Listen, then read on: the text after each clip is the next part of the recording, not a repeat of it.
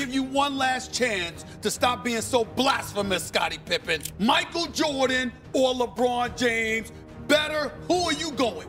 Well, I'm going to go with Michael Jordan. Okay. But statistically, LeBron James is a better basketball player. And here's why. He fills the stats up across the board, night in and night out. You're talking about a kid who can easily average a triple-double if he chooses to. I don't think Michael Jordan had that option.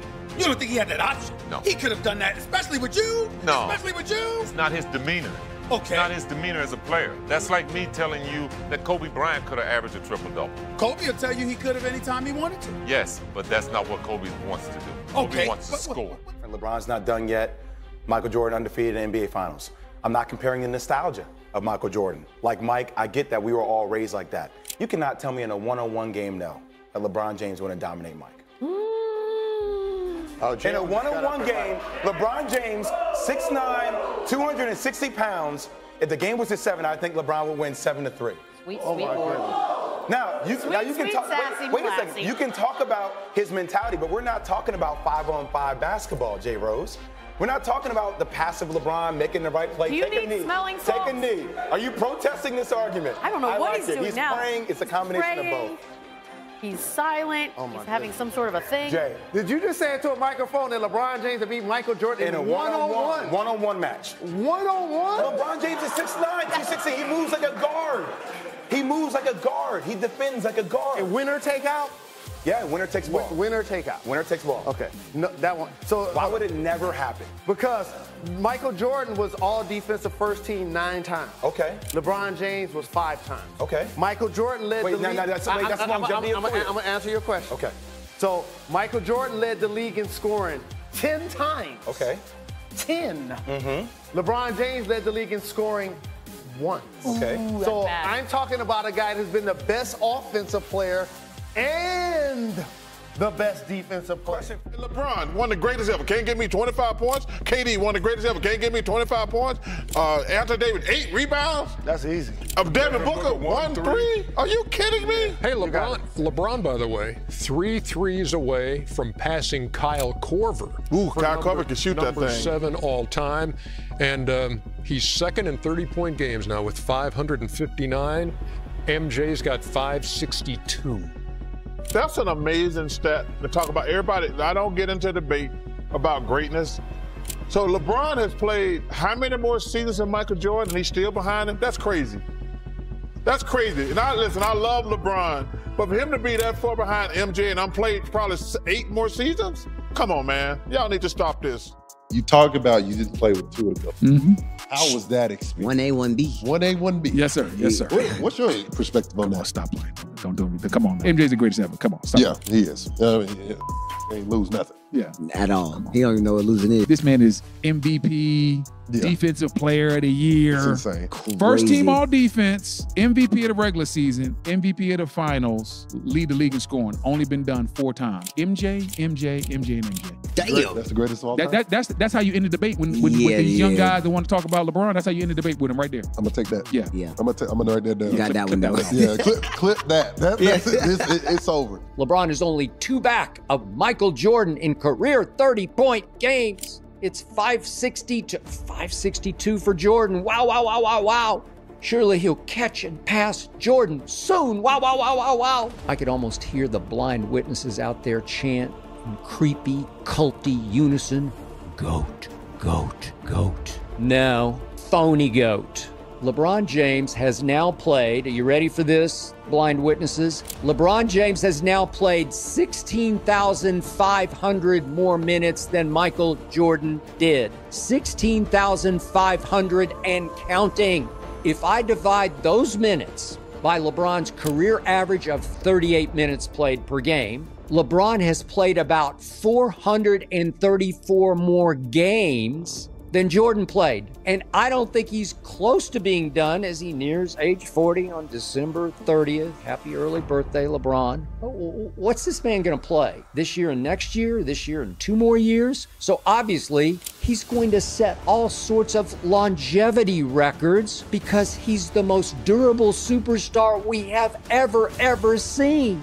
So if you wanna call him the longevity GOAT, you can be my guest. But if you're saying to me, see, this is another reason he's better than Jordan, you should be ashamed of yourself. This is a pathetically desperate attempt to justify the laughably absurd notion that LeBron James is better than Michael Jordan. Period. End of story. End of thing. When LeBron passes up Kareem Abdul-Jabbar in points, and he will this year, will that make him the greatest player ever? Okay. An interesting question. I think the greatest player is Michael Jordan. That's what I think. But I agree. LeBron is about to do something that hasn't been done in a long time, and I think he will move his name up there. But for me, it's always Dr. J and Michael Jordan, Magic and those guys. Listen, Jordan was the greatest in my opinion, and he likes LeBron. That's his opinion. But when people look at stats, right? So, his stats are definitely going to be up there. And to have passed up Kareem Abdul-Jabbar, I can truthfully say I'm jealous. There's just something like subjective about it too. Like it's like you look at the stats, but there's just, I don't know, that feeling MJ used to give you when you would watch him at the top of the key. It's 2, yeah, 3, 2. He's the only. Sink that shot. He's the only man that had me terrified on the court. Because I went from high school admiring him, college admiring him, and then he's right there in front of you. And all the you see on your poster, like he's doing it in real life. Like he came by me so fast one time, I was like, oh Mike, yeah, I was terrified. LeBron era isn't over yet. So let me ask you this. How does he compare to your former teammate, Michael Jordan? Let's see. That's been a big debate for a while now. No question. I just think that if you look at Michael, the body work he's done over the years. You look at LeBron, the body work he's done over the years. How many years? 17 now, going to 18. Michael is the greatest player ever. Michael's been injured one time. He never asked to sit out. He never asked for anything, but only he asked for respect and money. And people don't realize when Michael Jordan's playing, I think the first 8, 9 years, he was barely making $3 million compared to these guys making $40 million. Wow. No one even knew that. And then when he asked for $30 million for Chicago for the first championship, the fourth championship, he got that. 35 the second year, I guess another 35. I think he wanted 50 in the next year. We were gonna go for 4, but a lot of things went on. But as far as LeBron and Michael, if Michael played in this era, he'll average 50. He'll average 50 points. LeBron's a great talent, no doubt. He's probably one of the top 3 players ever played with Kobe, Magic, Kareem, but Michael's right there. I don't know why you guys discuss the GOAT. Why you discuss the GOAT? I agree. There's no it's not close enough. It's not close enough between Michael and anyone else to really have the conversation. Let's be honest about it. Michael Jordan always took it to a point that he wanted to guard the best player, even with myself. Even if I start talking trash at him, he would always tell Scottie Pippen, look, I'm taking Gary tonight. He would always take the best basketball player on that thing. But I think now in this era, LeBron doesn't want to tire himself out because he does so much on his Cleveland basketball team. It's a difference. Michael Jordan really didn't have a mindset of, I don't care if I do tire myself out, I'm going to go and take this guy because I want to prove to him that I am the better basketball player. I think that LeBron doesn't have that mindset that he wants to do that every night because he knows that he does so much on his team and he has to exert himself so much that he doesn't do it. But I'm saying to you, Gary, I've never seen him do it. I'm talking about, I have never seen a game where LeBron has come out from open and tap and said, you know what, I got him. I'm shutting him down. I've never seen him do it ever. I haven't seen it neither, and it's just, that's the case, but like I said, I haven't seen that. I said it's the truth, but I have to be in LeBron's case too because like I said, he has to do so much on these basketball teams. He does not have Scottie Pippen. He does not have guys like that who can help him out on a Chicago team in that situation. I think it's just a little different. So many times we sit around today and we compare MJ to obviously the greatest in the world today in a lot of people's eyes in LeBron James. What do you feel about those comparisons specifically? Well, first of all, let's not take anything away from LeBron James because LeBron James is a great basketball player, one of the all-time greatest that's ever played the game. LeBron James, to me, when you think about all-around basketball player, he probably is the best of all time, right? All-around basketball player. But when you want to say who's the greatest ever, it's still Michael Jordan. Now, LeBron James' chapter is not closed yet, right? He still has some basketball to play. So maybe he has a chance to catch him later on if he can get some more championships under his belt. But at the end of the day, they're both great, and they played the game the right way.